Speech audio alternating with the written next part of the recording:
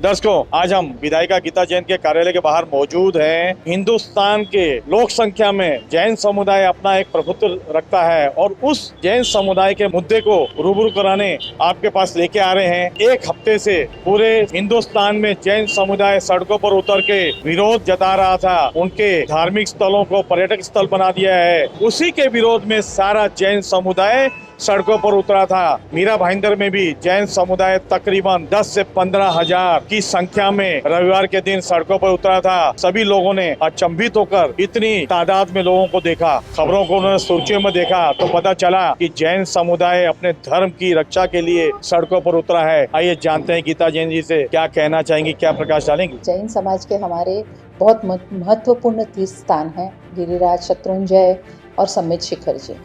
समेत शिखर जी को पर्यटन स्थल बनाने की घोषणा झारखंड सरकार ने की थी। अब पर्यटन होने से वहाँ सभी असामाजिक तत्व और कुछ ऐसी चीज़ें, चाहे मदिरा हो चाहे मांस मच्छी हो, वो आने लग गए थे। कुछ वीडियोस हमारे सामने आए कि वहाँ अभद्र व्यवहार होता है।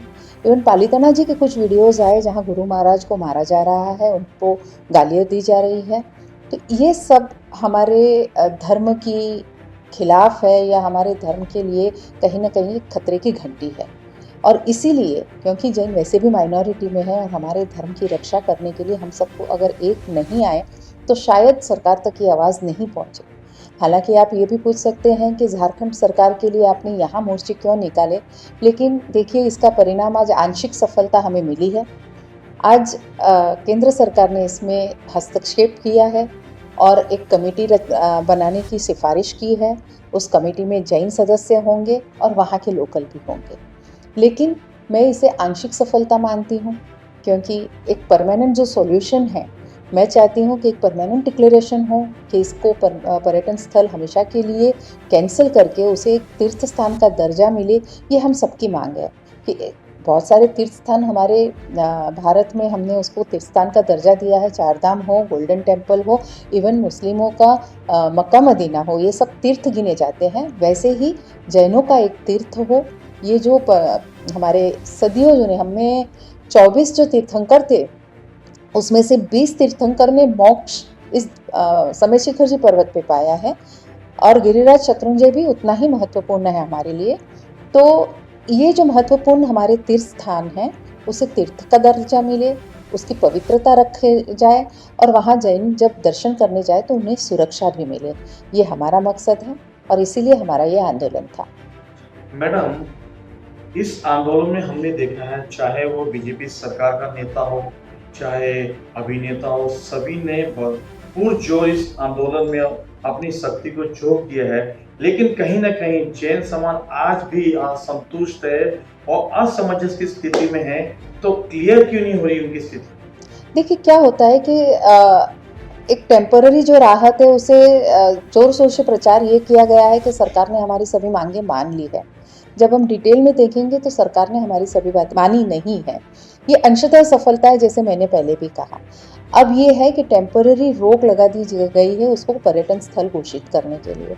लेकिन अगर कमेटी ने ऐसी सिफारिश की कि इसको पर्यटन स्थल बनाया जा सकता है, इसको शाकाहारी पर्यटन स्थल बनाइए, ये समझो अगर कमेटी ने अपनी एक सिफारिश रखी, पर हमारे जैनों में तो कांदा, लहसुन ये सब भी अभक्ष्य है, तो शाकाहारी की कक्षा में वो भी आता है। और इनफैक्ट हमारे जो बिल्कुल धर्म से जो यात्रा करते हैं वो तो ऊपर कुछ भी खाते नहीं हैं, पानी भी नहीं पीते हैं और दूसरी क्रियाएं भी वहाँ नहीं करते, चाहे वो शौच हो चाहे वो यूरिनरी हो, कुछ भी जहाँ तक हो सके वहाँ तक नहीं करता। उतनी श्रद्धा से हम वहाँ ऊपर जाते हैं और नीचे आके ही हमारे मुंह में अन्न डालते हैं। तो अब इतनी पवित्रता अगर उसे पर्यटन स्थल समझो शाकाहारी भी करते तो रहेगी क्या? तो ये हमारी मांग है कि उसे पर्यटन स्थल कैंसिल करके तीर्थ स्थान ही घोषित किया जाए।